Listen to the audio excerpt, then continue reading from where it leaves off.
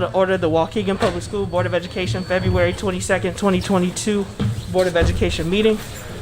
The board previously met in closed session under exceptions C1 and C10. If I can have a roll call, please.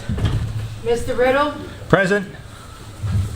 Ms. Callahan-Wozniak? Present. Mr. McBride? Yes. Ms. Gonzalez? Yes. Ms. Hannah? Yes. Ms. Leguizamo? Present. President Ewing? Here. All right, we have all board members present. They're also all present in closed session. Motion to continue open session. Resume open session, I'm sorry. So moved. Motion by Mr. Riddle. Second. Second by Ms. Leguizamo. All in favor signify with aye. Aye. Any opposed, nay? All right. With that, I'm going to ask Mr. Shinkton if he'd be so kind as to lead us in the Pledge of Allegiance. I pledge allegiance To the flag of the United States of America and to the republic for which it stands, one nation, under God, indivisible, with liberty and justice for all. All right. And now we do have the President's report. I think I got the wrong date on it, but it'll be okay.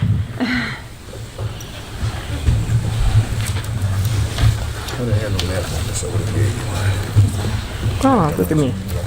All right, it is just to very briefly review. We have our, if we go to the next slide, mission and vision. We want to educate students for the world of tomorrow through mobilization of the entire community. By challenging, teaching, and inspiring our students, we will provide the resources to serve each of our students, expecting excellence from all involved. If we go to the next slide. This is our unity of purpose. What we, the board, want to do, we want to build trust and move the district forward. We want to become an effective team. We want to understand our individual jobs and collective responsibilities, focus direction, and create a district culture that supports positive change. These are our behavioral expectations for the meeting. We believe that everyone has good intentions. We want to create a safe environment for the productive exchange of ideas. We want to sincerely listen and seek to understand the viewpoints of others, solve problems, and will adhere to our board member protocols. These are just some announcements. So there is a Boys and Girls Club Black History Month panel happening on Thursday, I believe at 5 or 5:30, but I can make sure that the information is posted. It'll be on my social medias. Myself, Mr. Mcintyre in the back of the room, State Rep Rita Mayfield, and Waukegan Township Supervisor Mark Jones will be the panelists. We also have our district Black History Month program, which will be this Friday over at John Lewis Middle School. There are tons of community organizations that are involved. We still have our vaccine clinics going on, so make sure that you sign up and participate in those. Also want to say kudos to board member Gonzalez, who was recognized by Millennials Connected over this past weekend as one of our millennials to watch. And then we also have the masking survey that went out. So parents, if you have not done so, please make sure that you complete that survey. It provides valuable information to the Board of Education. And my last point is related to staff burnout. We have seen recently a few staff members, support staff, who are leaving mid-year. Mr. Riddle and I had an opportunity to speak with one of those individuals who recently left the district around support services and some of the things that do and don't exist. And so staff burnout is real. It's happening in other fields. It's happening. We've heard our staff come to the podium. When we go in schools, we hear it. And so I want the superintendent and admin team to really look at what is impacting our staff and how we can better support them. We do have some takeaways from that meeting from me and Mr. Riddle that we will share with the superintendent, but we did want to let the board and the superintendent know that that meeting happened, and the entire board did receive the letter from that individual. If we go to the next slide, one of the things that I want to suggest is vacation time for staff. We did 4 days for admin back in December. We also received an email from a teacher which shows that our spring break is a lot well, not a lot, but a week earlier than many of the other spring breaks in the area. And so what I am asking us to look at For 2023. for this year, but I mean, we can look at the calendar for next year. That was her concern. But what I'm asking with board concurrence is that we really look at how do we either give the rest of our staff, which was a commitment that we made back in December, those vacation days, or possibly extending our spring break. So I am putting it out there. Again, it will be with board concurrence if they would like the superintendent to look at that. But this is one of the things that I believe will help as everyone is back from a very tough year, and I get the impact that it has on families. So that's why we should figure out and really look at what is the most effective way to do it. But I do personally believe it's the right thing to do. So you think this will help with the staff burnout? I do. Okay. In closing, these are my three boys, Isaiah, Nehemiah, and Josiah. Everything I do on this Board of Education, I view through the lens of a parent first. And I know they may say that's not the right thing to do, but it is how I see it. And there was something that happened last week that I want to address. And so if we scroll to the next slide. The views that I will express are mine and mine alone. Last week, one of our students was taken into police custody for a crime and released after receiving information that our student was at a basketball game at the time the incident was alleged to occur. This disturbs me to my core. Black boys are 18 times more likely to be tried as an adult. Tamir Rice was identified as a black male who looked to be around 20 years old. He was 12. Khalif Browder was 16 when he was picked up walking home from a party and accused of stealing a backpack. Despite the fact that he had an alibi, he sat in jail for 3 years just waiting for a trial. We now know the Central Park 5 case and what happened to those young men. So with board concurrence, I'm asking for a review of current policy, a report to the board on what happened last week, accountability if policy was not followed, and what changes we may need to consider in the future. The board's biggest concern in all of this is to make sure that we address the students' trauma, and we have been assured that there's a plan in place, and we will be making sure that that is followed up with. With that, this completes my board president time.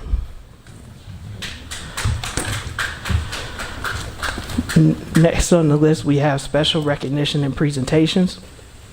So first up, we have Waukegan Public Schools Foundation. Just before you get started, Brandon, I think you might want to look at your board too. There's a such thing as a board burnout. I agree, Mr. McBride. I'm tired. So you 100%. This is a such thing as a board burnout. Yes, there is. I mean, in order for you to understand that, you'd have to be here every other Tuesday. Being educated. So, hello everybody. Board president, members, superintendent, and the community. We're here with some good news. And first I want to state that I'm here on behalf of Waukegan Public Schools Foundation, which is a 501c3 that works on behalf of the school district to help with any other needs that they may have. So on our foundation, our board president is usually here, but Mr. Ben Grimes is our president, which many of you know. Mr. Westronvino is our vice president. Mr. Luosa, who is here, is our treasurer. I am the secretary. And Shar and Adriana also help as board members on this foundation. Mr. Alajakis, as well as some community members, Lisa Meggs, Martha Padilla Ramos, Josue Pasillas, Andriana Flores, which those are all actually alumni, and then James Henry is our accountant. He's an alumni as well. So I just want to really quickly, we're going to talk about just a scholarship that we have going on and the history of our scholarship in the past. The Waukegan Public Schools Foundation focused mainly on teacher grants. But during the pandemic of 2020, we saw morale with the kids low during virtual learning, and we knew that there was a lot of hardships, a lot of financial hardships going on. So that is why we decided to begin our scholarship in order to motivate our students and ensure that they have some more financial assistance in order to achieve their goals. So we started in 2020, and it was open to all seniors that were anticipated to graduate through a Google form. And so our winner was for 2020. We couldn't pick just one student because they were both so good and so close in our point system rating that we ended up giving 2 scholarships out in 2020. So one was for $5,000 and one was for $2,500. Because of that, then the following year we also added one component to interview them once we narrowed down our finalists.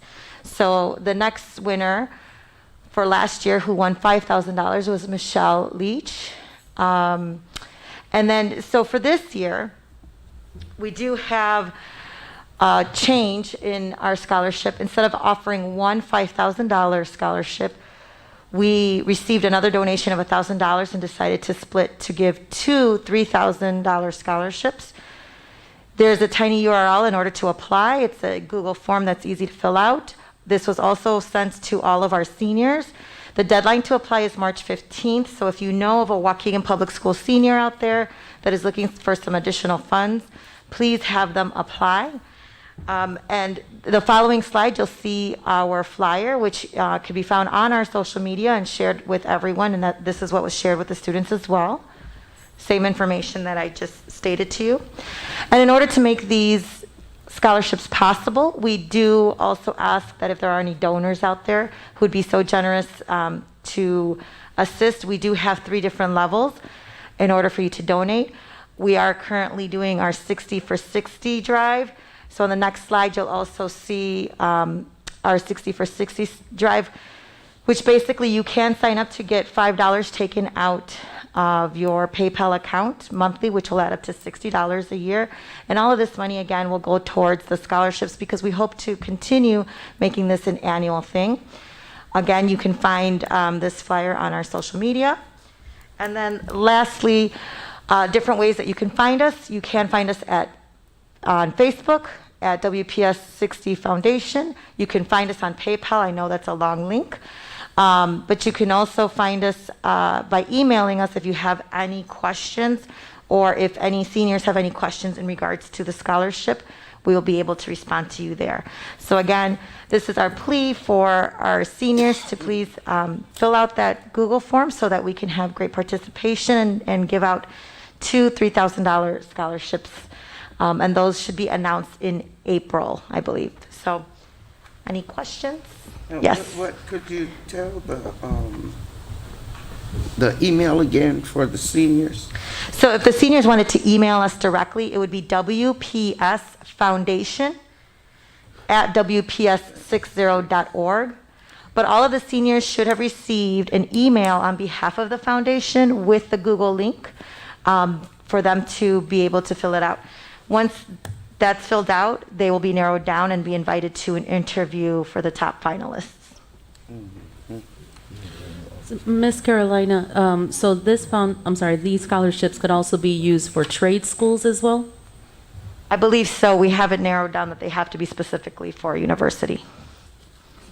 And they don't have to know what they don't have to be committed to a university as of now.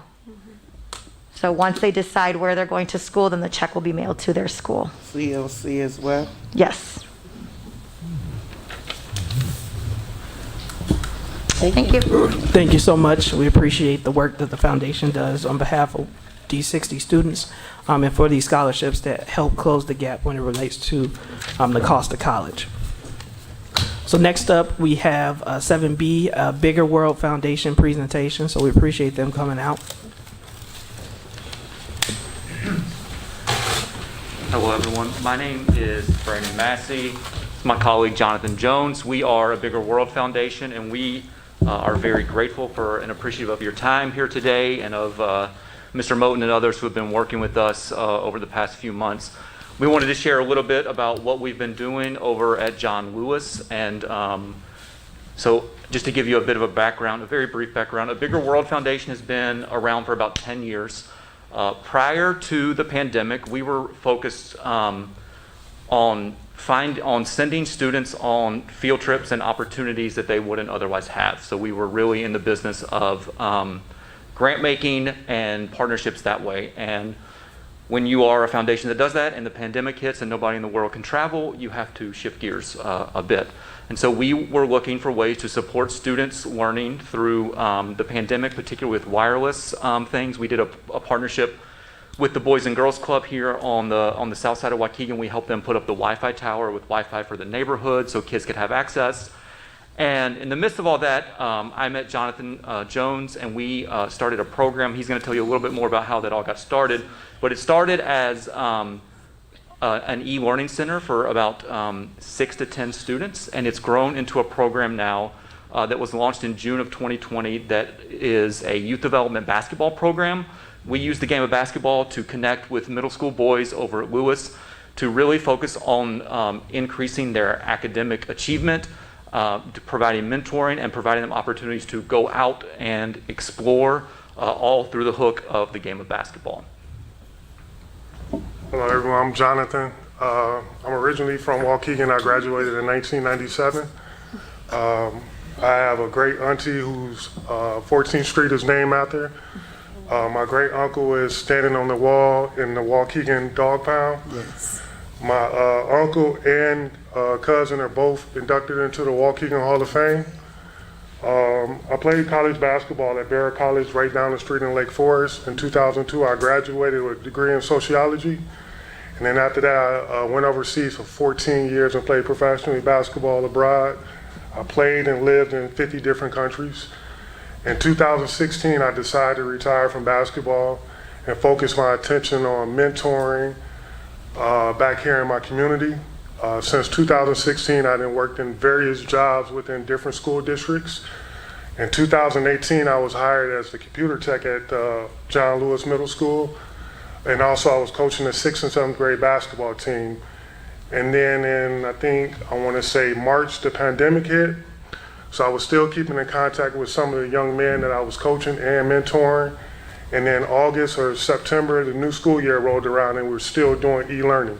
As I was still connecting with some of my young men, I I saw that they were struggling at home with their e-learning, with a lot of their situations they got going on at home. So I went to a contact I had in the community, Skeezy, who runs the Southside Y, and I went to him and asked him, did he know anyone who can help us get an e-learning center so where I can take these young men every single day to keep them in a controlled environment to help them improve their grades, especially during the pandemic.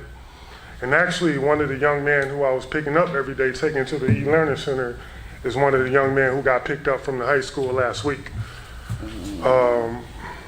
Very traumatic event for me, especially. And the one thing that I've been struggling with this program is we've been with these young men from 6th, 7th, and 8th grade basically every day throughout the school year in the summertime. But when they leave us at the middle school, they go to the high school, and we don't have our hands and we don't have a connection with them once they get over to the high school. So the main thing I want to accomplish with our program is keeping a hand grips on these young men until at least they're sophomores in high school. Because data has proved if you're in good academic standard, after your freshman year, you're gonna probably graduate from high school. So we're still trying to figure out that aspect of this program and how we can stay well connected with these young men once they leave the middle school. All right, so our program that we launched in June of 2020 is built basically on 3 pillars. Basketball is the hook of everything that we do, but it's not the most important thing that we do. So basketball gets the young men in the door, and what we do is we focus on their education. So every day, they're with us 4 afternoons per week. We spend an hour and a half every day completing our homework, doing missing assignments, doing Dreambox, doing Google Classroom. And for those young men that are complete with their homework or their grades are in good standing, we have some extracurricular activities to keep pushing them a little bit further. We partner with Ms. Schaefer and many of the teachers in the school to ensure that the students are getting the extra help that they need to either get caught up or to keep doing well. The third pillar is exploration. A Bigger World has always believed in giving kids unique opportunities to go see and do. And so field trips are a huge part of everything that we do. Just yesterday, we took a group of 25 students down into Chicago for a street art exhibit where they got to learn about street art, that got to learn the techniques, and then they got to try and do it themselves. So everything that we do is built around these 3 pillars. So in the summer of last year, 2021, we decided to run a mentoring / basketball camp for the young men that we were servicing over at the church. So we decided to open a camp at the middle school in the morning time from 9 to 11:30 actually. It's social emotional learning. We had an art program come in, and then we also tried to implement so what I went to Brandon was like, you know, because young men who come from this community have like a hard time reading or even taking time out reading. So what I wanted to implement was I made every young man choose a book of their liking. We took maybe 15 or 20 minutes as soon as the boys arrived to the camp to take time to read a book that they enjoyed reading, you know?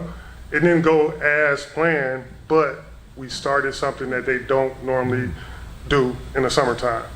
So from 9 to 11, we had this art program in, the social emotional, and then from 12 to 2, since I played professional basketball for 14 years, played college basketball for 5 years, I have a good experience in basketball. So we put the boys through a full basketball practice for 2.5 hours to just get them hopefully ready to play high school basketball and take their game to another level. Yeah, so a few stats from the summer. So we had 39 boys over the summer that participated in the camp, and everything that we do with the boys is free. There's no charge to them for anything that we do. We went on 7 field trips. We had 7 guest speakers come in, and they all completed an art program. And at the end of the summer, through some pre and post test survey data, we were able to say that 60% over the 8 weeks, 60% of those students increased their self-awareness and their self-management skills, and 75% of those students demonstrated ability to use social awareness and interpersonal skills, and especially developing positive relationships between their peers and between the other adults, the coaches and other mentors that came in.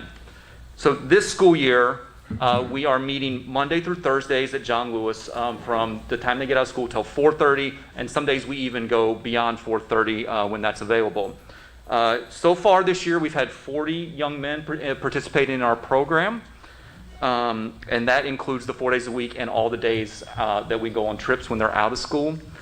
Here you see we went to a Bucks game in October for all the young men that were doing well. They had passing grades and no behavior issues after the first quarter. At the end of the second quarter, all the young men who had no Fs on their report cards, we went down to Nike Town, Chicago. They were able to pick out a pair of shoes for the basketball season. And next week, we're going back to the Bucks game for all the kids that have A's, B's, and C's, no D's. So we are increasingly upping the standards of what we are expecting from the students throughout the year. And so after the second quarter, based on report card data, 40% of our students improved their math grades from the first quarter to the second quarter.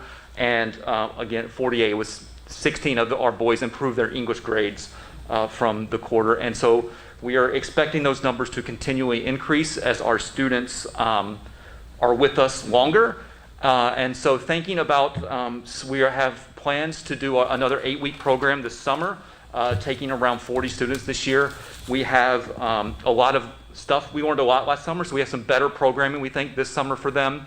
We are adding to our staff. We're going to be adding a 3rd staff member soon, really focus on, it'll be a student success position, focusing on giving them the resources that they need, whether it's social, emotional, behavioral, or academic support that they need to be successful in everything that they do. So thank you everyone for your time, and we are available for any questions. Wow.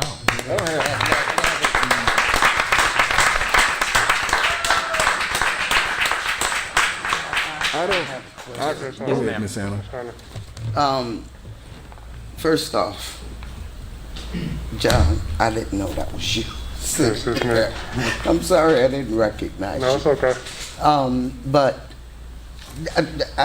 you all are just grabbing hold of my heart, because you're doing what and how it's supposed to be done with the kids, to get the kids. Social, emotional, absolutely. But you're a sociologist, so you understand Yes. what it takes, okay? One suggestion for your program, when they first come in, turn on classical music. Okay. Just turn the classical music on when they're reading. It'll connect. Okay. Yeah. Thank you. But you guys are doing a wonderful job. I appreciate that. Thank you so much for what you do. Thank you. Appreciate it. Yeah, I just want to echo what Ms. Hannah said. I know when I run into you, and if I'm not mistaken, if I can recall, we both initially introduced you to Mr. LeBaron. Yes. And I did that because what you were doing, I seen myself when I was a little younger, trying to do the same thing you was doing, and I was doing it from a grassroots perspective. Right. You know, and I understand getting kids off the block to see something different from what they would normally see every day all the rest of their lives. That's if you right. don't take them out of their environment and take them to see something else. So I can relate to that. And it's in your DNA whether you know it or not. Right. Your grandfather, not your daddy Bugsy, Yes, your grandfather granddad. Yep. taught me how to swim when I was 9 years old. So it's in your DNA. He taught me how to swim at the YMCA downtown here. That's what he was doing, a youth concert. So it's in your DNA, brother. So just keep doing what you're doing. I appreciate it. Thank you. That's right. That's right. It's wonderful. Yeah, I just want to say kudos and thank you all. And we appreciate, make the request and make the ask, right? If there's anything that you need from us, I know you guys are up on the, for some waiver requests in order to use the facility. So I do hope that the board will support that. And we thank you and appreciate all the work that you do supporting our young men over at John Lewis. Absolutely. Thank you. Great. Thank you.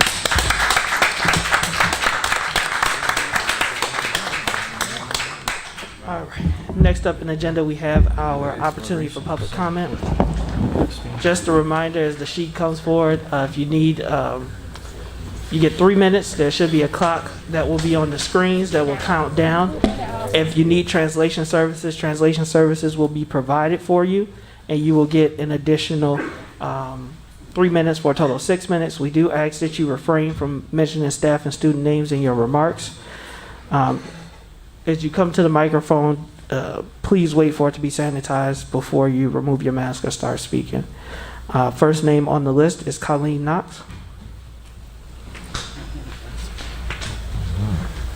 And Ms. Knox, whenever you're ready, your time will start. Thank you for giving me a time to talk today. My name is Colleen. I am a mother of 4 school-aged children. My oldest child attends Waukegan High School. I am not up here to stand and tell you what is right or wrong. What I am going to do is ask you to follow the laws and look for the bigger things. We're living in a world with hurting kids, where contradicting facts and frequently changing are the facts. Our legal system was set up to establish standards, maintain order, resolve disputes, and protect liberties and rights. That system has looked at the data and the judges and the laws, and they have decided that things are being broken. We, the people, need leaders willing to step up, do hard things, and follow those laws. In this world and in our district, we don't need another barrier to education like masks, vaccines, and tests. I'm asking you, not only as school board members, but also in some capacity as public health officials, to follow the lead of our legal system, drop the mandates, and get back to focusing on students' education. Thank you.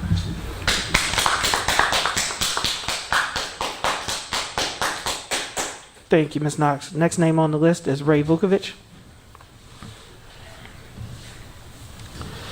Mr. Vukovic, whenever you're ready, your time will start. Thank you. Before I go to my prepared remarks, just want to thank the board president and vice president for what I heard earlier, you meeting with support staff employee that left.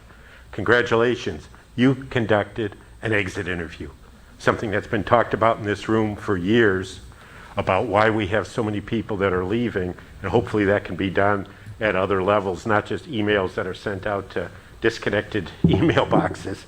And also, congratulations on looking at those 4 days for the staff that are not administrators. I'm not so sure that extending spring break is the right way to do it, because the kids need the education. It probably should be something financial, but if you do go the route of extending spring break, you better keep in mind about your administration that they better be here when they've already had that time off. But that's not what I came up here for. I just want to notify the Board of Education and more importantly, the people of Waukegan that earlier today I officially requested that the Illinois Attorney General's office conduct an investigation of this district and its hiring practices, especially after last week reading all the news accounts about an employee that is on leave now, had just been hired as an interim principal because of past responsibilities at the Chicago public school systems. And at some point here, we need to start connecting the dots, because if you look at this person, when she was in Chicago at Brenneman Elementary School, was part of, I believe it's called Network 2, and the head of Network 2 at that time is now an administrator in this district. So who knew what when? 3 years ago, we had another former CPS employee was taken out of this building in handcuffs and arrested and went through a lot of legal things, and who knew what when? Was somebody related to somebody? We need to look at all of these different things there. Also asking, because they brought up about gift cards. There have been things running around this district about employee events where there are people with gift cards saying, don't worry, this is provided by a vendor. So I just want to let you know that I've asked an outside agency to come and look into this. Thank you. Thank you, Mr. Vukovich. Next name on the list is Nicole Hernandez. I'm not going to yell at everybody today. So I'm here today to give a mask education. So you guys have cloth masks. The cloth masks are 5 to 30% effective. Your N95 mask, like this with 3M without the one-way valve, is 95% effective on dry particulates. Now, if we're saying that we're saving ourselves from a virus, then that would be wet because it's coming from the lungs, okay? So then we have to go to a wet and dry particulates. So instead of getting an N95 mask, you would want a P95 mask. And that still would leave you 5%. The 95 is 95%. So that's still going to give you 5% ineffectiveness. So you would go to a P100 mask, which is your respirator mask. So what you do with the respirator mask, I'm sure we should all walk around school with these because we really want things to be effective against viruses because that's what the science says. So we should all have these big respirator masks. The P filter is in here. So you buy these separately. You can also buy these. I monitor the IQ Air app, which monitors the air. We only have one air monitoring system down by Bowen Park, and then the other ones are Park City, North Chicago. So we have much of Waukegan that's not even being monitored. The numbers actually can change when you're just across the street from someone. So you could have 195 and literally across the street have 95 or less, or clean air have 30. But anyways, then you can have this little insert, which is a 95 mask, which you guys have. You can see how dirty it is. Okay? That's our air in Waukegan. This is I'm not here to talk about viruses. Air. So if we want to be safe, we want to look for when the air is bad. So like yesterday, the air was over 160 in Park City all day, but yet the Waukegan one was like 90, which is still bad. Anytime it's in the yellow, which is over 50, it's bad. We should all be wearing masks for that reason, not for viruses. But they should be P-rated masks because we're talking about wet and dry materials, or wet or dry materials, not just dry materials. If we know for a fact we're dealing with viruses that are coming from the lungs, they are wet, these are ineffective, this is ineffective, your 2-ply masks are ineffective. Surgical masks are made for splatter. They're actually made to protect the surgeon from you while you're splattering.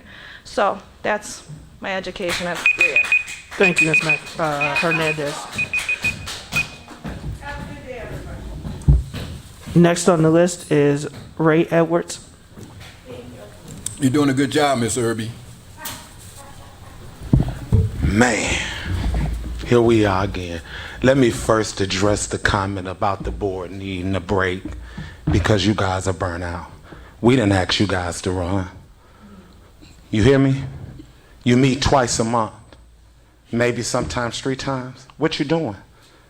Them teachers doing it every day, 5 days a week. And you talking about a burnout for the board? From the looks of it, it don't look like we're doing anything. How many staff members do we have from the city of Chicago with a no rehire? Do we look at that? Or do we just look at the ones that look like this when we do the background checks? I done sat in this room a million times and watched so many people come up here and give presentations. And everybody claps and stands up and gives them their kudos. But we got 2 guys that's doing an activity for black kids. And I ain't see half of the board do nothing. We bringing in all these other entities to do social programs and things like that. The young lady that just stood up here and gave the presentation about what the Waukegan Public Schools is doing. But what about Dr. Hillary's department? Is anybody looking at what we pay them? Because right now you can go up there in Gurney and work for Abbott and make more money than what they doing. They jobs don't end at 3:30 and 4 o'clock. They still getting calls from kids. They going to houses. They knocking on doors. They doing what is real important. So I'm saying to the board today, at some point, we got to figure out how this relationship go. Is y'all working for the superintendent or is she working for y'all? Because I'm confused. 15-year-old kid get pulled up out of school, but when I go to the school to get my nephew, I need an ID, a social security card. But because they got on a badge, it makes them right to pull our kids up out of there. What's the parent card? What is that principal doing up there? We had drugs ingested today. What is we doing? What is we running? Is it a school or is it a circus? And y'all talking about y'all need a break because y'all burnt out? Well, please tell me where the hell y'all are. Because I'm lost and I'm angry and I'm tired. We don't have nobody that look like us to talk to our kids, which is why our kids ain't gonna get it. I'm thinking y'all would get it. But apparently you haven't. Because we hear every day talking about the same things. Why? Why? Do we got the right people in the right positions leading? I don't think we do. I really don't. Man, I'm begging y'all to wake up. Please, fast, today, now. Not tomorrow, not next week. No matter what we doing in these schools or in this community, when you got to go back into a toxic home, it's not gonna matter. Get from behind them seats and go knock on some doors the same way you do it when you need me to sign a petition or you want me to vote on you. That's how we do it. It's called relationship building. But we need some heads from that Waukegan High School. That wasn't supposed to happen. Thank you, Mr. Edwards.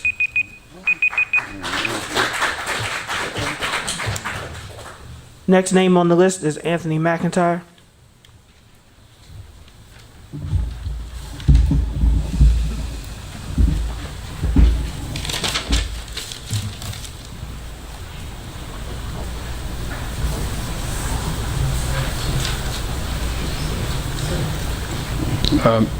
Good evening, everyone. So I have a few comments about recent events here at the high school. I'm troubled in a very serious and matter-of-fact way at how things are going over there. It's not the first time I've spoke on it. I don't know who's paying attention. I believe that it should be somewhere in writing. I don't know if it is, but if it's not, you all should make it happen. That a part of the job of school officials is to protect these young people. And I mean protect them from anything and everyone. And that would include the police department.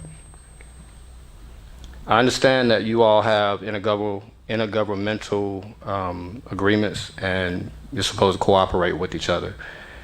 But you all should serve the role as the parent of the students that are in these schools. Not so much you all, but the administration officials in the school buildings. This young man who was taken out of the building the other day, 15 years old, just like you can't see air right now, you can't see trauma. And the damage that's being done to these kids is going to have an effect at some point in time in the future. And then you'll be wondering why it is that somebody is beating up someone or toting a gun and trying to do something crazy or joining gangs that everybody feels is so horrible. The people who are supposed to protect the young people are failing. And the young people are looking around, and every time something happens with one of them, they're being told that they should be held accountable for their actions. But what it looks like is the adults who perform poorly, you can't see any consequences to them. I'm curious as to where do we feel that that's fair? And who's going to pay attention to the young people who are talking? Well, I hear them. And I'm telling you that certain people in this district, you all request that names not be said, but everybody knows who we're talking about. And I'm telling y'all, I'm not going to continue to be quiet and honor the request of this board to not say names. It's you guys' job to ensure that these people are doing their job. That's why you all are elected. We don't have any authority over those people. But you guys is a different story. We elect you into office to ensure that you all govern properly. And I'm going to ask that everybody probably just please do your job. Thank you, Mr. McIntyre. Thank you.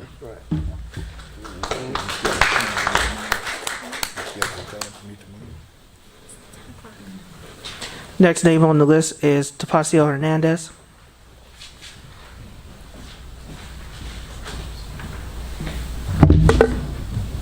Hello, everybody. I am here to address similar situations that are going on in this district. I do believe, just like multiple people who just stepped up here, that this board is failing our students in multiple ways. Multiple ways. And one of those ways is that you are neglecting some of your population. I was here in a previous board meeting when you guys made sure to add a picture of what equity looks like, where a box is a different size for what everybody needs. And yet I'm not seeing that because my child is not being represented, and many other children and parents are not being represented with the policies that you guys are enacting on your own account, because the laws now state there is no mandate, and you guys continue to neglect these children. My child is out of school and in homeschool now because his health cannot handle a mask all day. But you guys think you know his health better than I do, who's our parents and have been raising him since he was a baby. You make decisions for your children based on what you know their health is. And you don't let parents do that for themselves? Shame on you. Waukegan District Board of Education, you're making decisions for free autonomous community members based on your personal opinions and biases, considering there is much scientific information that contradicts your position, which is detrimental to the students of Waukegan. The kids have been performing below district academically even before the pandemic. You're also psychologically damaging children who already come from low-income traumatic experiences, which will only double the negative effects of our children. I will remind you that you do not grant us our rights. Vice versa, we the people granted you your seats. We will remove you from it if you continue to act in the discriminatory and inequitable manner. Our children cannot afford to take a greater decline in outcomes than they already have based on the decisions you have made. There is widely known and available proof that these mandates and restrictions have harmed the children academically and psychologically. While the virus has had little effect on them, less than 1% were affected. While the increase in suicides and mental illness among young kids has increased by over 40% under your watch, we have yet to obtain the exact damage to their academics, as schools are still stalling on the data. Yet acknowledge the damage enough to have lowered all academic standards for kids in the school districts, which have already historically held low incomes. This is not something that can be afforded in this district. You were voted to consider the needs of children, and you have failed to do that. Shame on you. This is not equitable. This is not inclusion. You are alienating part of your community. There are children doing drugs in schools under your watch, children being denied their due process rights, being turned over to police without parental consent or communication, principals accused of fraud, violent crimes increasing all over the community. You're failing all of the children you have sworn to represent. I encourage you to speak and debate the people you are here to Thank you, represent, Ms. Hernandez. rather than ignore and dismiss. Thank you, Ms. Hernandez. Next name on the list is Mark Shinkton.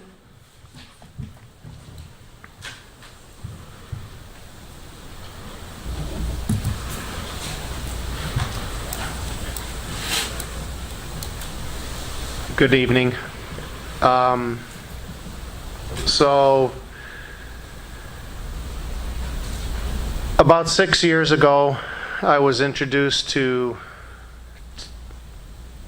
let's go back 8 years, to two individuals. Those actually were Benjamin Grimes and Brandon Ewing. Now, I didn't know at the time what, say, my son was getting involved with.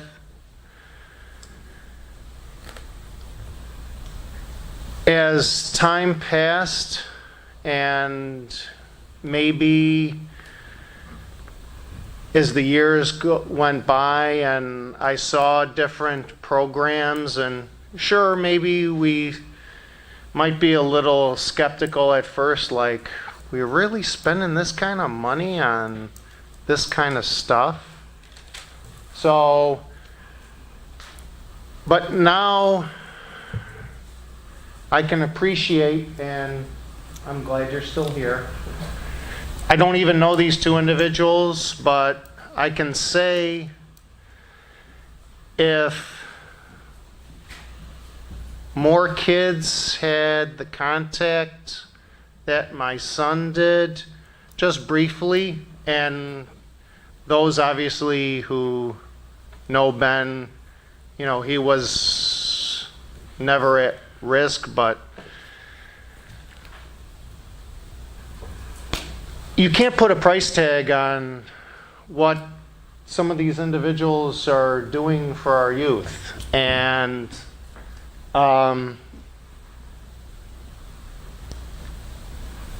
let's not let that go.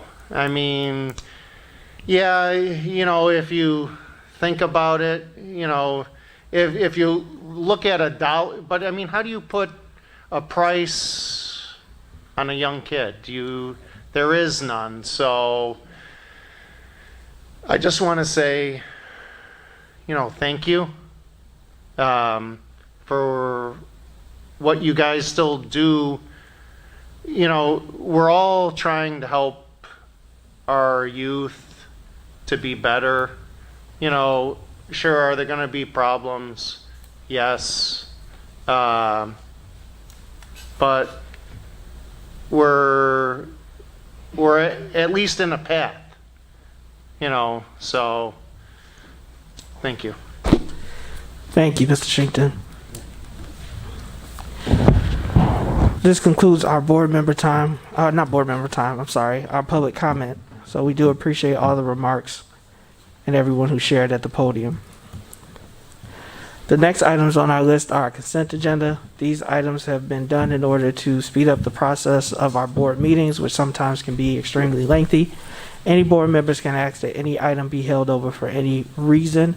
There are attachments or descriptions for all items, so that there's transparency in what is being voted on. All things should be non-controversial and or previously discussed. At this time, is there any board members who would like any item voted on separately? If not, do I have a motion to approve items A through N? I make a motion that we approve the consent agenda as presented. Motion by Ms. Hannah, Second. second by Ms. Wozniak. No. Oh, I'm sorry, Leguizamo. Ms. Leguizamo. For the consent agenda, if we could have a roll call vote, please. Oh, comments, or is that after? I guess if you have a comment on it, so we got a motion and a second. I just only have one comment, and that is in regards to 10A, and that is my request to attend the National Legal Institute. I just wanted to thank the board for considering my request to attend this conference. Our school district has had students with abilities as underperforming student groups under our ESSA designation for several years. I am looking to attend this meeting to gain additional insight from a board's perspective on how to improve the education experience for our diverse learner students. So I just want to make that comment. Thank you.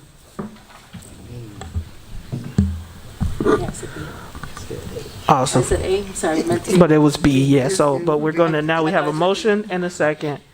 Roll call vote, please. Mr. Riddle? Yes. Ms. Callahan Wozniak? Yes. Mr. McBride? Yes. Ms. Gonzalez? Yes. Ms. Hannah? Yes. Ms. Leguizamo? Yes. President Ewing? Yes. Item approved, motion carries. Item A, attendance at the 2022 National Youth Advocacy and Resilience Conference. B, attendance at the 2022 LRP National Legal Institute. C, approval to attend School Child Nutrition Conference April 17th through the 22nd. D, GPS tracking devices for district vehicles. E, approval of amendment number 2 to board resolution, annual waiver of facility use fees for certain nonprofits. F, Welcome Center queue management system. G, approval of intergovernmental agreement with CLC. H, approval of payment for asbestos abatement at Waukegan High School Brookside Campus Pool Room. I, approval of Lion Magnet School furniture purchase. J, Waukegan High School Chromebook purchase. K, office student outreach staff attendance to National Youth Advocacy and Resilience Conference. L, McCall Elementary Amplified purchase. M, renewal of Newsly online subscription, and N, renewal of Laserfish. We are now at item 11A, MDF, MDF project final phase, second fiber optic pathway. It is recommended that the Board of Education authorize the superintendent or her designee to approve the MDF project final phase, second fiber optic pathway, an annual cost of $498,480 for a 10-year contract. I motion to approve the recommendation. Second.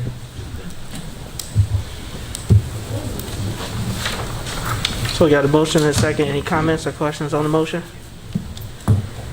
I do want to briefly say that I'm glad to see this project continue. We talked about it in our student achievement and operations meetings last week, but this has been a big project for the district at a major expense, but it will make the lives of our students better.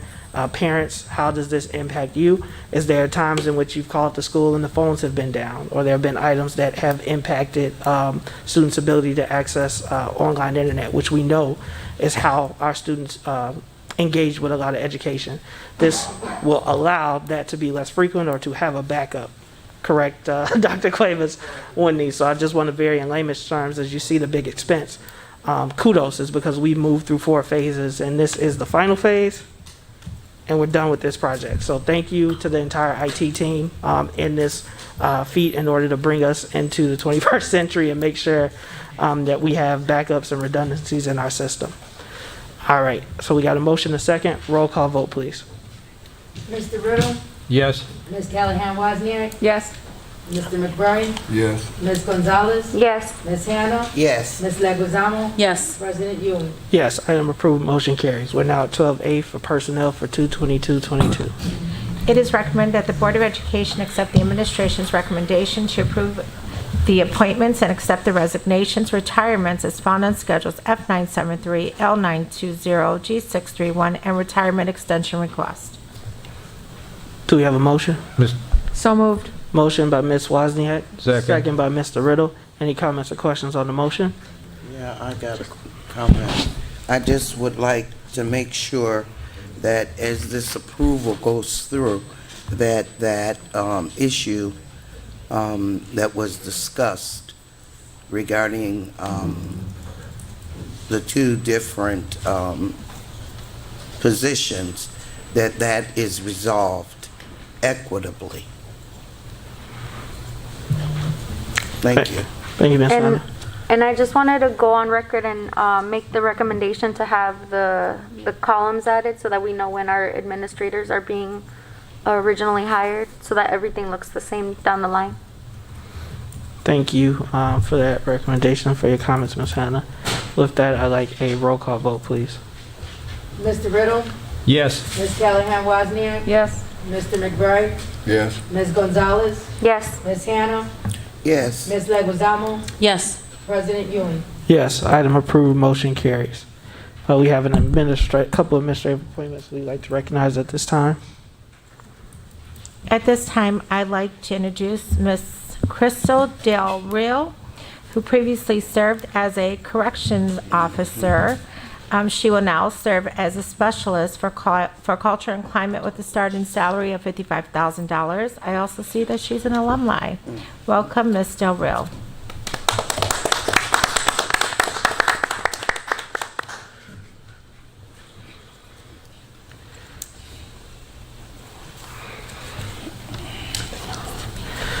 All right. Congratulations and welcome to District 60. Next up, we have our reports and 15A, ratification of the second processing of board bills for February 22 and manual check request payments and First Midwest insurance payments for the period of February 2nd, 2022 through February 15th, 2022. It is a recommendation of the administration that the Board of Education ratify the second processing of board bills February 2022 and manual check request payments and First Midwest insurance payments for the period of February 2nd, 2022 through February 15th, 2022. The accounts payable board February 2nd, 2022 through February 15th, 2022. Payments total $2,455,439.35. The manual check request payments for the period of February 2nd, 2022 through February 15, 2022, total $944,195.08. The First Midwest insurance payments for the period of February 2nd, 2022 through February 15, 2022, total $2,106,877.61. I make a motion that we approve this as presented. Motion by Ms. Hannah. Second. Second by Ms. Wozniak. Any comments or questions on the motion? Roll call vote, please. Mr. Riddle, Yes. Ms. Callahan Wozniak, Yes. Mr. McBride, Yes. Ms. Gonzalez, Yes. Ms. Hannah, Yes. Ms. Leguizamo, Yes. President Ewing. Yes. Item approved, motion carries. Now at reports and presentations, we have committee reports. I got one. Go ahead, Ms. Hannah. Okay, I attended the Wellness Committee. It was our actual first meeting, very good meeting, and it was convened by Miss Adriana Dobbs, and we talked about a lot of things, but the highlights, the Rachel Challenge, and it's it's for Positive School. Mr. Riddle, you can help me because this was your baby. Oh, yeah. The Rachel Challenge that was being talked about before we closed COVID. down, Right. before COVID, and the Wellness Committee is interested in getting looking into that so that we can move forward with that at middle school and high school. Also, we talked about positive messaging posters being put around our schools for the students, and we're going to be working on a position statement. I'm just supposed to say that, and we talked. We had a short discussion regarding what's going on with the COVID right now. One of the big conversations that we had was surrounding tobacco use, the vape pens, marijuana use in our schools, and how it has increased, and unfortunately it's filtering. They're finding that it's filtering down into our elementary grades, our 4th and 5th graders. That's really horrid to even think about. We talked about school climate and parent awareness. Of course, the vaping in the schools. And we also, Dr. Perry Benson, he has joined our wellness committee, and one of the things that he talked about, and from a sociological standpoint, is that we must listen to the students, and I agree totally with that. And we're looking to do some type of public health awareness campaign regarding vaping, but that is still being formulated, and look forward to it for further developments. And also, the discipline committee met, and I'm sorry, Ms. Hannah, I only one. It's not the discipline committee. What's right, the actual? it's the policy. Yeah, I know what you mean. Yes. Review committee. Yes, ma'am. Work group. Whatever. Okay, But yes, and we are. Look, I'm sorry about that. No, I know, and that's why, because the people were reaching out like, I want to go to the discipline committee, but they were talking about that group versus the other policy. one. Yes, and ma'am. like I said before, we had we have a very distinguished group, and we met before, but we met. The meeting was today. Unfortunately, I was not able to be there, but I do know what they were doing. We were working on the final, not the final, but what we were going to be bringing forth to the legal department and the superintendent, and that from the working group, and then it'll be moved from there. Yeah, so. Thank you, Ms. Hannah. Any other committee reports? Sure. Or Ms. Leguizamo can go. Go ahead, Ms. Leguizamo. Okay, let me get back to my list here. So the PTAC committee had met last week. We are currently making updates to the parent and student handbook. We are also in conjunction with Ms. Hannah's group assigned to look at discipline policy number 6040. All of those changes to the policy or to the student handbook are due by the end of this month. And so we hope in March that all of that will be put together, and then something will be presented to the board shortly after.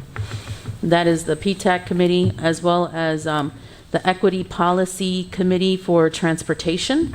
We'll be having a meeting coming up tomorrow, actually at 4:30 p.m., and that will be looking at the transportation policy number 3505. And we're going to be looking at that transportation policy from an equity lens, as well as another equity policy committee is looking at student fees. That one will have 3 policies that we're going to be looking at, and those that are interested is policy number 3202, 3203, and 3204.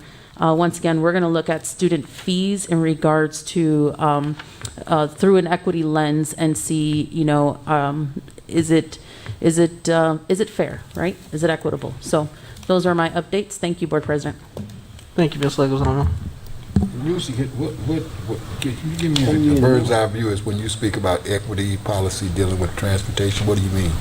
So for the question, Mr. McBride, in regards to the transportation policy, what we're looking at is a question has arose at one point that if we provide transportation for all, because right now we only provide transportation for anybody outside of the 1.5 mile marker, But if we provide transportation for those people within that radius, would our attendance rate increase in school buildings?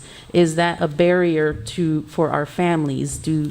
So should we be offering transportation for all? Is one of the conversations that's going to be coming up in regards to transportation. So it's we have our first meeting tomorrow. We will see where all of that conversations go into, but I know that that's one of the highlights that I have heard about in pre-work. Thank you. All right. Next up is our student board member.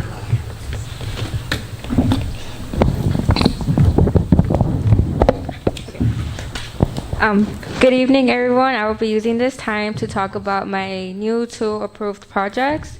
So by that being said, I want to improve student motivation, and by doing this, we will have inspirational videos playing at the beginning of the history classes one time per month. And given the effectiveness of this idea and project, I would like to move this on to the middle schools, as well as how I mentioned before, my entrepreneur wall project.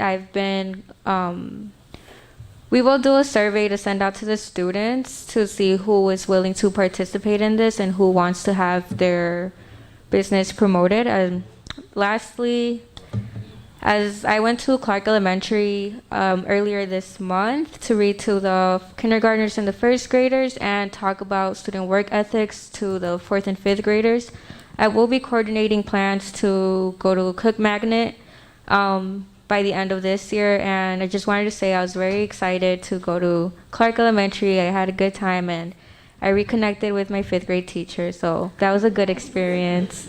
Yes. But yeah, that's what I will be using my time for, and thank you. Thank you. Can I ask you a question? Have you thought about reaching out and doing some mentoring into our middle schools too? Oh yeah. So for the motivational videos, you're talking about like talking to the middle schoolers. Mm-hmm. Yeah, I wanted to try out with the elementary schools first, and next year my first semester term, that's an idea I can have. Good job. Thank you. Is there any delegates report?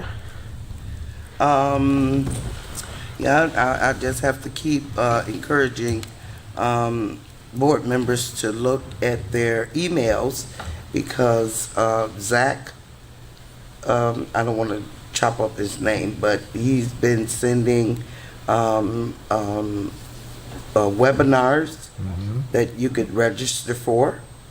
And those, again, I have to tell you that that's where you get your master board member points from when you attend those. They're online Zoom meetings, and also there's a lot of legislation bills that have been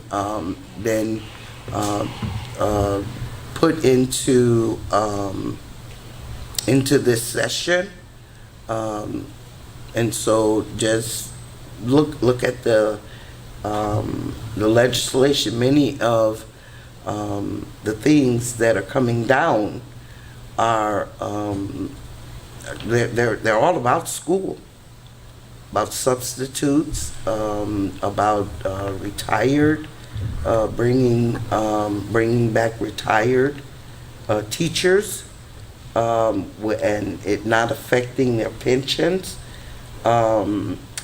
extending the periods, the time period that regular substitutes can work instead of the 90 days. I think it goes to the 120. But there's a lot of legislation going into the General Assembly. And so I just think that we need to keep up with that, and make sure that we're on top of those things. Thank you, Ms. Hannah. Do you want to ask for? Do you know when the next Lakes Division meeting is? Oh, thank you very much. Yeah. It's coming up, and I had I did talk with Miss Cassandra. And did you ever get the information, or were you For what, ma'am? for the Lakes Division? Yes. You got it? Yes. Okay. And so you guys can talk with Miss Cassandra about that, you know, to get registered and stuff. It's next month or It's April? It's March, March 9th. March 9th. At 6 o'clock. Yes. On the line. Mm-hmm. And so if you, and that's how we are nominated too for the awards as a school board, the attendance at our Lakes meetings when we go, aside from, you know, attending all the other events. Thank you. All right, next up is our superintendent's report. Good evening, board and community members.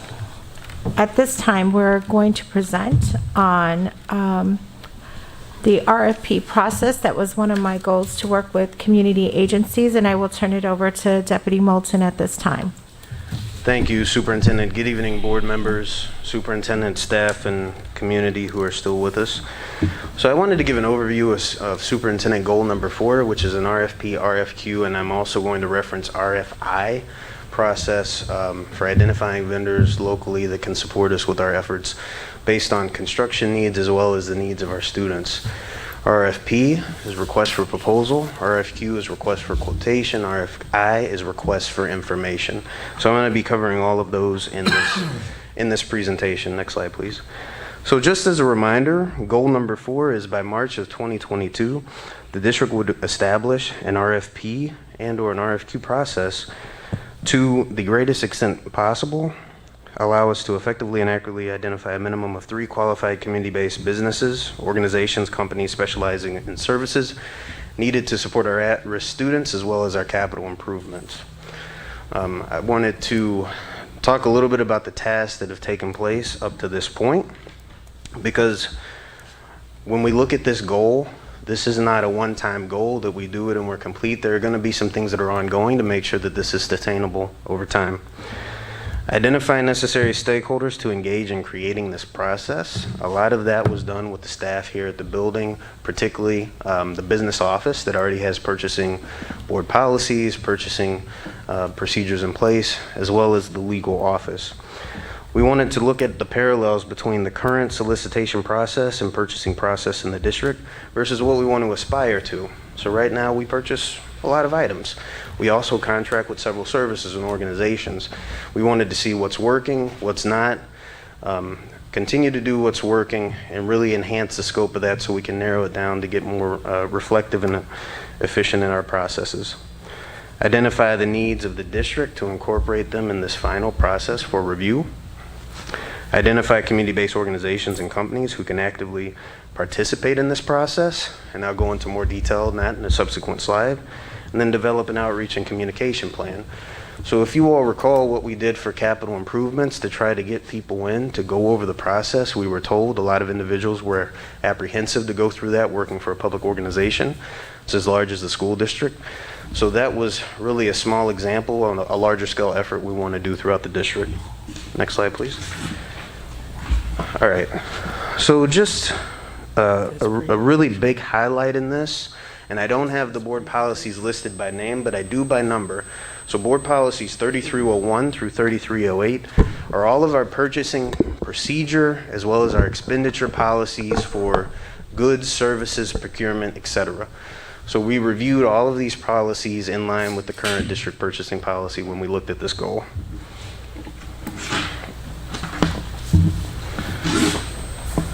I have listed for you on the screen our current practice. And again, this was done with collaboration with other departments at the district level. So currently, for a request for proposal, vendors request approval to be added to an existing vendor list. I'm not going to ask Mr. White to click on some of the links. I do have them in future slides, but for this right now, individuals give us a call, send us an email. It's not really effective, not really efficient. Now, we do have a vendor list of individuals we work with in the system, iVisions, but right now, if somebody wants to be a vendor in our district, this is the way that they do it. So that attachment that says example vendor request is an email to our purchasing manager. Next, vendors informally request notification of upcoming bid opportunities.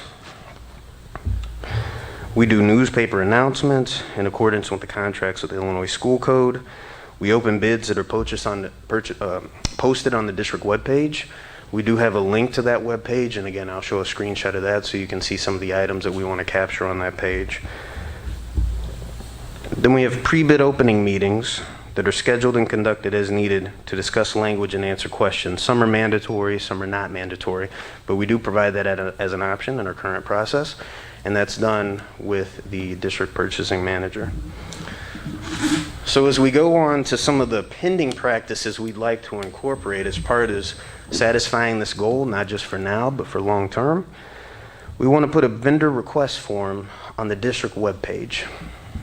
And specifically, this request form would identify key components: organization's name, POC as point of contact, business address and phone number, and the types of service they offer or area of expertise. So right now, we do have a draft vendor list that's on this agenda. It's dated for February 7th. It's got 1,195 vendors that the district currently works with or has worked with in the recent past.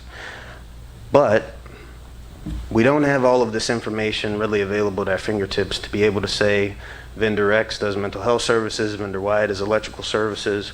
Anytime we post a bid opportunity, you will get an automated notice. So we want to enhance that process so these vendors can identify who they are and what they do and how they can support the district. And we'll keep track of that information within the district. We're going to post the updated vendor list on the district webpage under the purchasing management page. We want to give vendors the opportunity to formally request notification of bid opportunities.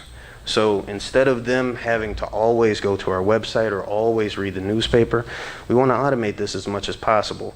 So if a vendor says, I specialize in legal services, they submit the request form. If we have an RFP for legal services for some reason, then they should be able to get an automated notice without having to check multiple locations. We will still continue to publish in the newspaper. We will do that in English and in Spanish. We're going to record an informational video about this process. We're going to invite individuals in. We're going to continue to reorient the community in this process. And we're also going to post this online for ease of access for future use. We're going to maintain this active database, again, so that individuals can be notified automatically, and ensure that all active bids are posted on the district webpage in a timely manner, in addition to posting in the district newspaper. So I'm going to ask if, Mr. White, you could go to the next slide. I know this is very small, but this is attached within the presentation. This is a sample, there, thank you, of the vendor request form. So not only do we want to know the company name, the point of contact, and the address. We want to know what services they provide. We want to know if they're local. We want to know if they're minority, female, disabled-owned business within the city of Waukegan. Obviously, we do expect organizations to complete this that are not in Waukegan, because this is open for any vendor in our district.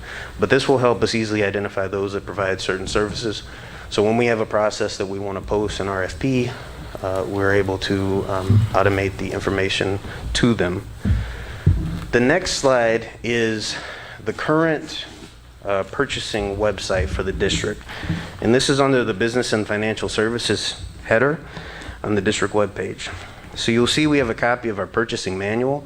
And again, I know it's small to see, but there is a link in the presentation. And this is the current active website. But all of our purchasing policies and procedures are listed on this page. This will also be the page where we have the vendor request form, and we keep up to date our RFPs that are currently out in district, regardless of whatever services are being offered at the time. We also have a notice of prevailing wage, which is very important, must be current at all times to ensure that our vendors are have accurate information as it pertains to that. And all of the informational sessions that we do for these vendors, particularly the recording that will be done so they understand how to navigate the process, will be posted on this purchasing page for future reference. And then last, I've been shut off. Oh. We have direct contact information for those individuals that are in the purchasing office, the management, as well as the specialists that's supporting this effort. And again, this is going to be live on the website, so it's going to be ongoing. This is going to be something that is going to be a standard practice in the district moving forward as it relates to RFPs, RFQs, and general procurement. And then lastly, we just listed the Illinois School Code statute. We do follow this currently, posting advertisements in the newspaper a required amount of time, making sure that our postings are bilingual for those who need them, and then obviously the sealed bid process as we go through it to ensure that we're compliant with the Illinois School Code. And that's the last slide. Thank you, Mr. White. Can I go ahead, Ms. Anna? You could go. Well, I just want to know, these are for the RFPs and the RFQs are for 501c3s and LLCs, right? And so okay, you know how we get, let me pick one out to air, one not, just say BAM. Will they have to go through this process too? So we're going to request that everybody, whether they're a current or an aspiring vendor, go through this so we collect the information that we need moving forward. So yes, we're going to, and that's going to be part of the informational video to go through the process. We want to collect it. Like I said, we have 1,195 vendors currently in the system now, but there are some critical pieces of information that I would say that we don't have for this process to start now as is. We want to make sure that we're collecting that additional information. So BAM, yes. You might also see an organization like the gentleman that we're here tonight, the Bigger World Foundation, that will go through this. I'm not going to say everybody that goes through this is somebody that the district is going to be paying for services, but anybody that can provide these services to support our students or to support the district in any capacity for that matter, we want to collect the information so that if we have a process that we want to give an adequate opportunity for those individuals and those local organizations, whether they're large or small. And the bid process is going to stay the same in terms of the dollar amounts. When you're at that dollar amount that requires bids, we're going to continue to do that, right? Yes, we're not proposing changing that process, and that's identified in the school code. What we are attempting to do here is to better identify organizations in the local Waukegan community or greater Waukegan community that can currently assist the districts with the needs it has. Okay, and I have one more question. The purchasing service, now are they gonna have to update their website because of what you're doing? The purchasing services website will be reflective of this information. So we have a purchasing policy. That policy doesn't get changed, every week. I'm not saying that, but the current RFPs and the forms that I mentioned tonight would be on this website. So RFPs don't last forever. Right. We post them for a certain amount of time. So those would change, and be current as time goes on that web link. Ms. Gonzalez? Well, I wanted to give kudos to Mr. Moulton, the superintendent, for prioritizing this and making a move to do it, because back where I'm in finance now, but back when I was assisting small businesses, a lot of them wanted to get involved with government contracts and to acquire those procurement contracts, but they didn't even know the pages to approach these institutions with that they wanted, to partner with.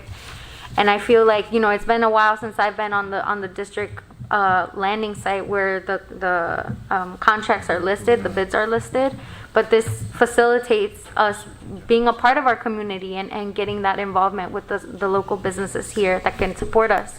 My question was, so when a bid opens, do you plan on say something is specifically for landscaping, are you going to just send it out to the businesses that have designated that they are, agriculture or landscaping in nature, or is it just going to be sent out to everyone who's part of the database? So excellent question. Thank you for asking that. So the goal of this would be to send it to the individual organizations that have identified that area of expertise on their submission. Okay.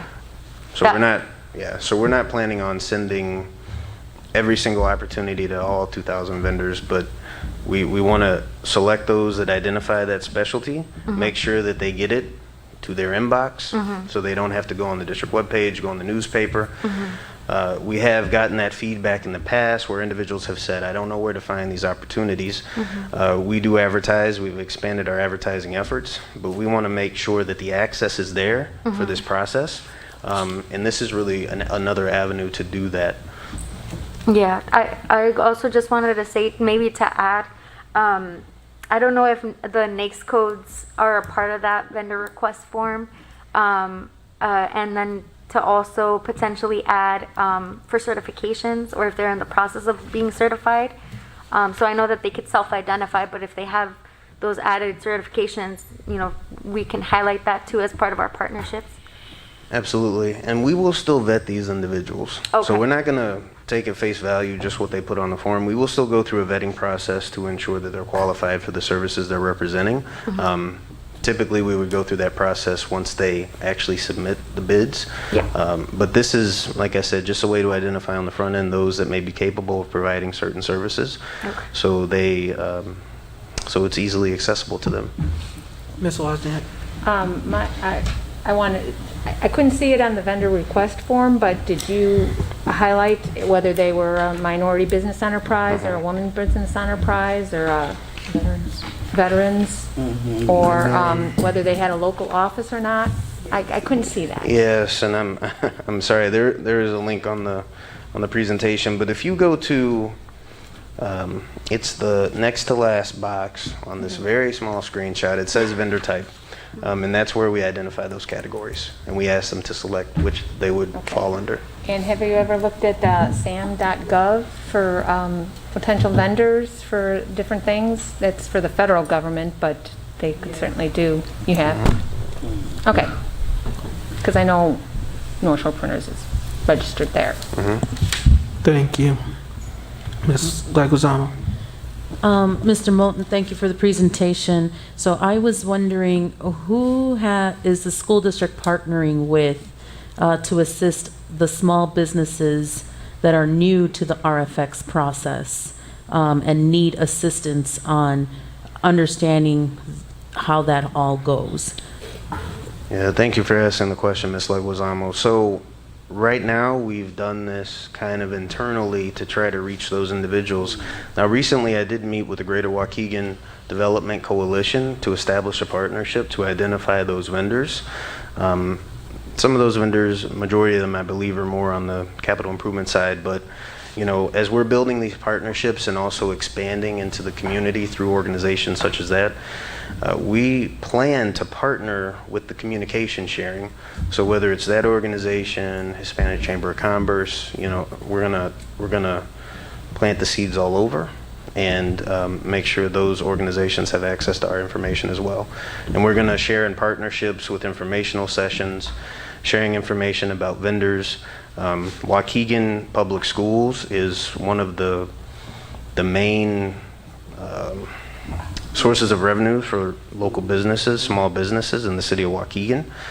We're one of the main, I don't recall what they call it, but one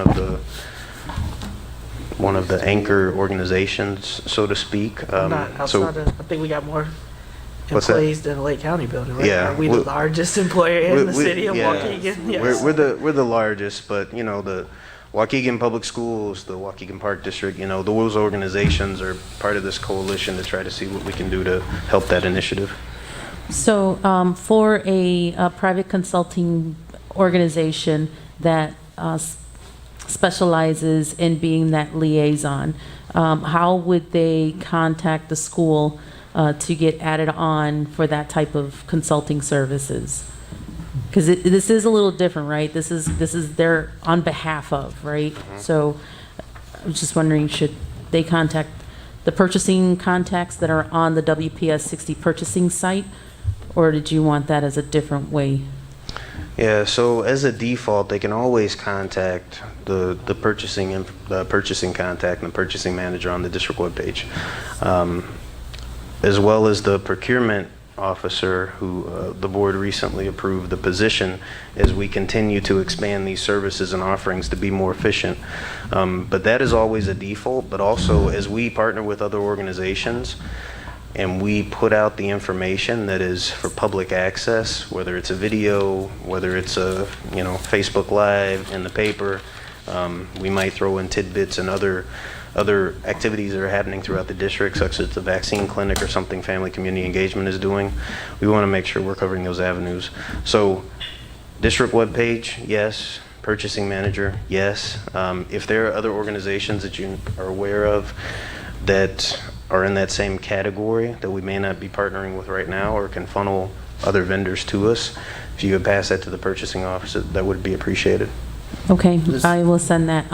And I think that might be an interesting, I don't know if you actually want them on the vendor list, so, to put them on the vendor list, because they have a different role, right? They're not going to actually provide us services, but they're going to be that liaison for those type of organizations. So I don't know if you need a different type of category for that type of consulting role or liaison. However you want to think about that. So we would certainly need to work through that, Ms. Leguizamo, with the business and legal office, but we can certainly provide the information so they have it, so they can pass it on, even if we're not doing direct work with them. And we do have I'm sorry. And we do have a Lake County Small Business Association here in Lake County, out in Grace Lake. So thank you, Ms. Hannah.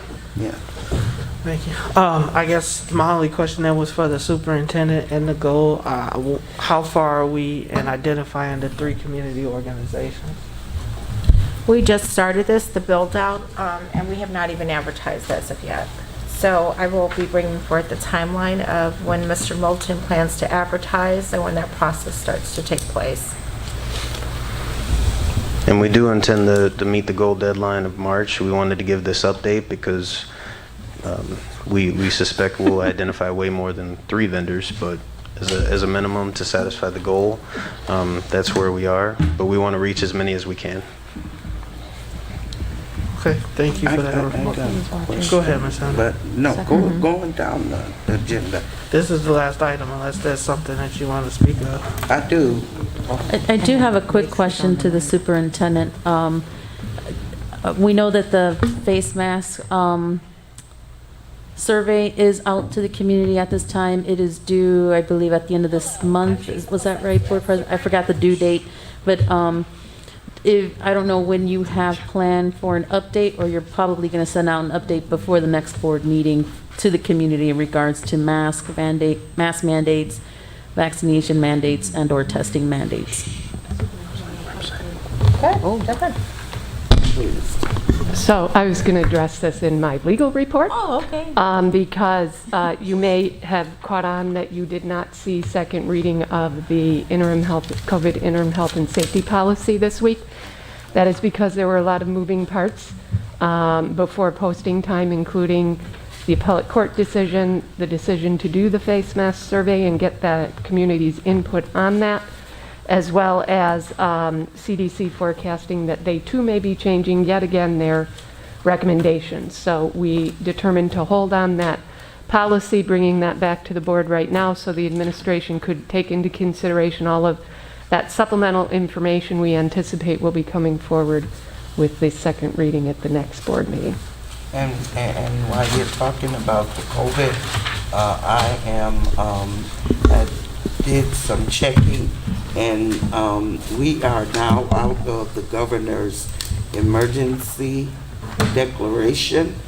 It actually ended February 5th, I believe, and so I'm requesting that we bring forth the resolution that the board passed, that we bring it back so that we can rescind the resolution. I'll follow up with you specifically on that so that I'm sure I'm getting to the right resolution you're referencing. Most of those resolutions have either already expired on their own terms, so we'll touch base.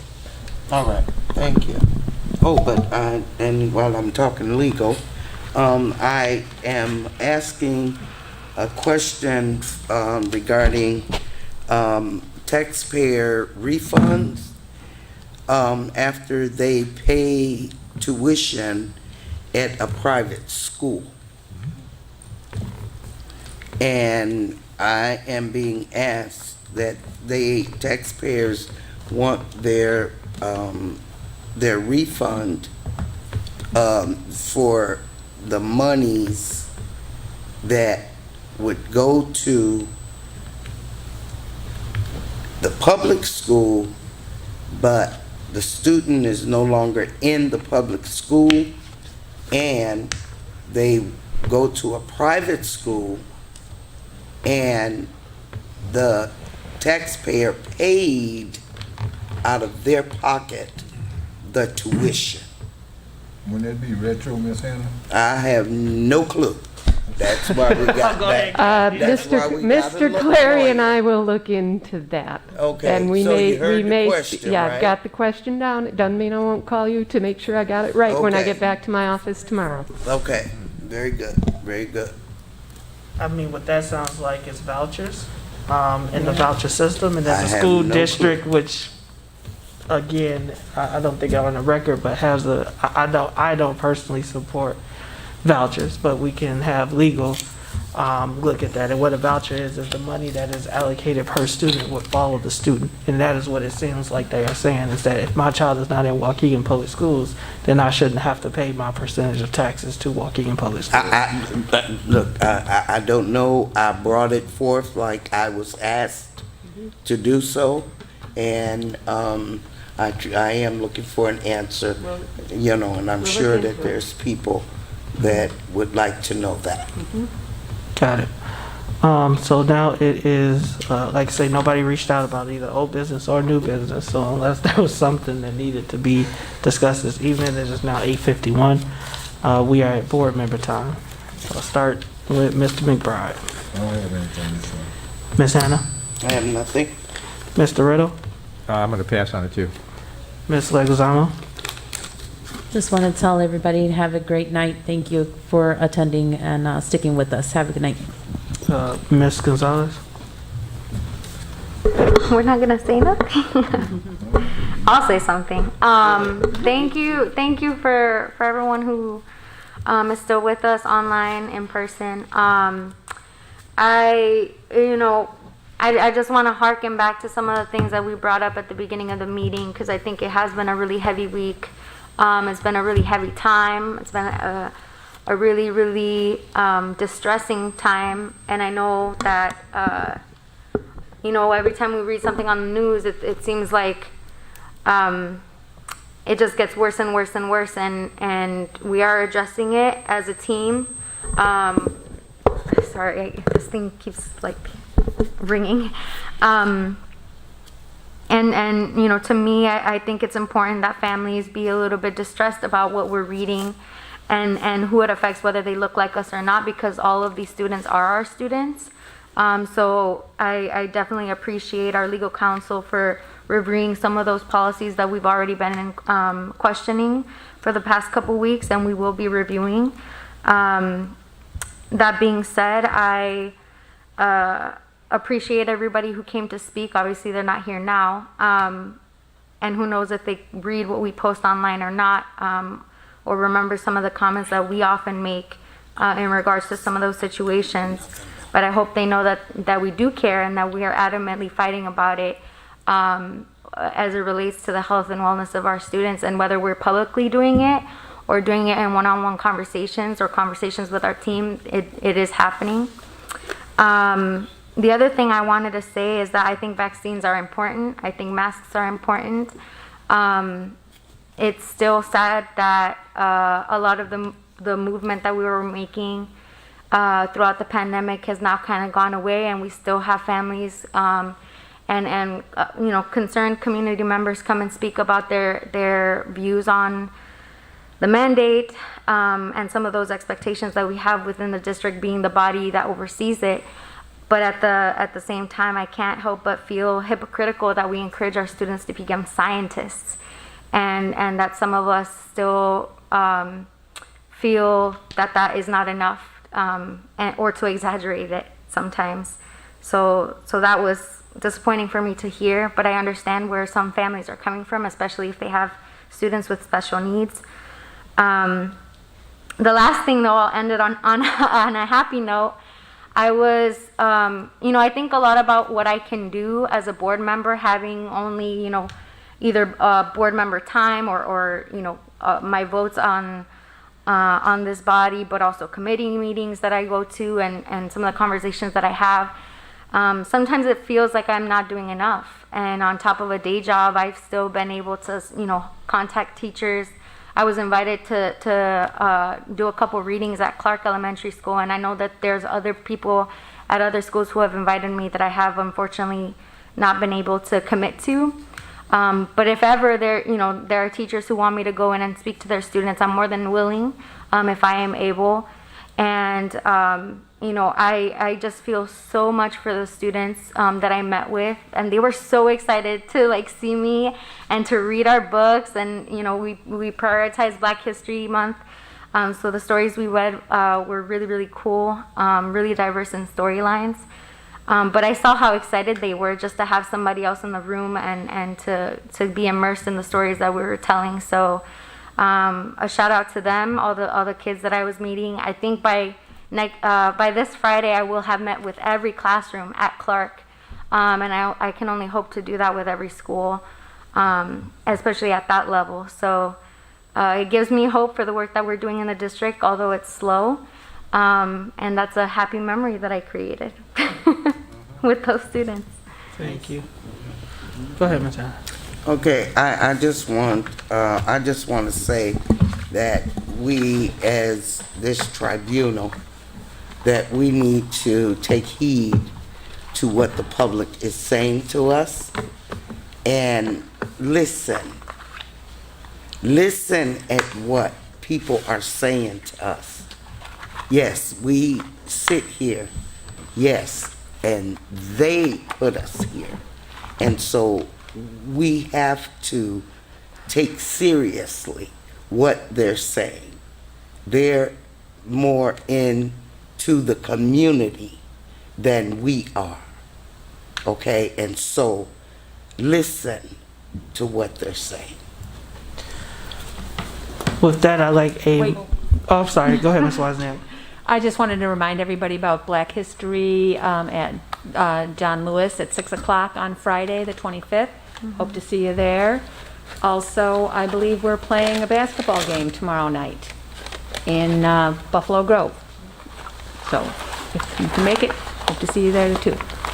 Thank you. And I got a text earlier and it says it's been a tough week. Share something nice and uplifting. And what I want to shout out is all of the students and their ties and tutus for 2/22/22. And so they were, Josiah had a purple polka dot tie that he was excited and ecstatic to wear to school today.